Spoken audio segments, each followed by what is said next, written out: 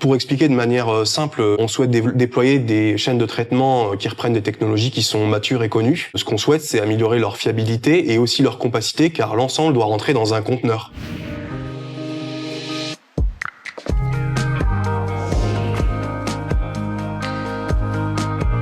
Bonjour, je suis Romain Chauveau, j'ai rejoint l'aventure Narea en septembre 2023 et je suis ingénieur expert en traitement des gaz. Je suis Julie Beau, je travaille chez Narea depuis septembre 2024 et je suis chargée d'instrumentation gaz. Je suis Florian Perrault, je suis ingénieur essai gaz chez Narea depuis septembre 2023. Bienvenue à iLab, le laboratoire de Narea. Nous sommes basés à Cormeilles-en-Parisis. Nous accueillons 2500 m² d'activité de recherche. L'espace est conçu avec une zone pour les essais, une zone industrialisation et 3 laboratoires. Un laboratoire chimie et matériaux, un laboratoire analyse et un laboratoire gaz.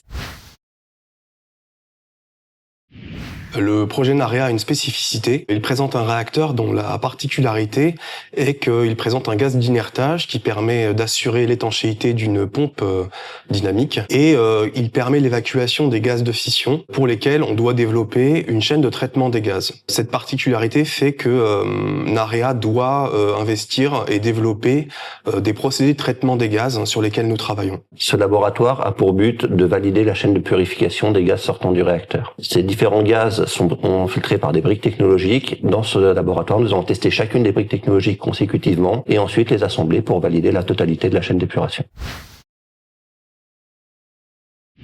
Le laboratoire gaz accueille le démonstrateur gaz qui est constitué de différents éléments. Des skids modulaires qui permettent de développer les différentes briques technologiques. Des skids d'analyse qui permettent de valider l'efficacité des systèmes que nous développons. Et tout ça est régi par un automate qui est le cerveau du système et qui vient piloter les différentes instrumentations et les différents capteurs.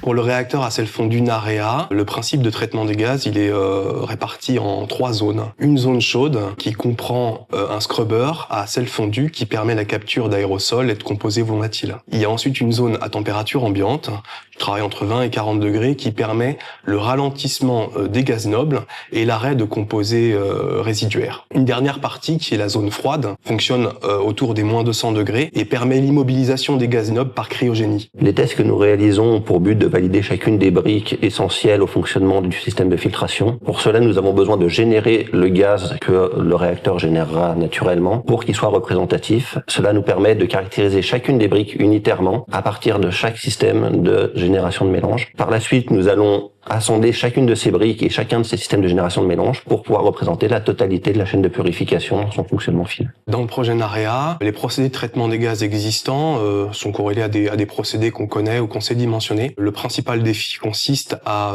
solutionner ce traitement des gaz de manière compacte et modulaire. Ce qu'on a pu proposer pour ce projet, c'est des solutions qui sont beaucoup plus compactes qu'à l'existant et qui nous permettent de traiter les gaz de manière fiable et étanche sans compromettre la durabilité et la performance des technos. Les prochaines étapes du laboratoire gaz sont la mise en œuvre de gaz toxiques, leur analyse jusqu'à l'ultratrace et la mise en œuvre de spectrométrie de masse et de chromatographie gazeuse. On se connaît depuis 10 ans, on travaille ensemble depuis 10 ans, donc on travaillait ensemble avant Narea et on prend un plaisir fou à travailler dans ces conditions parce qu'on a des habitudes de travail et on arrive de manière efficace à délivrer des prototypes qui seront utiles pour le développement du réacteur.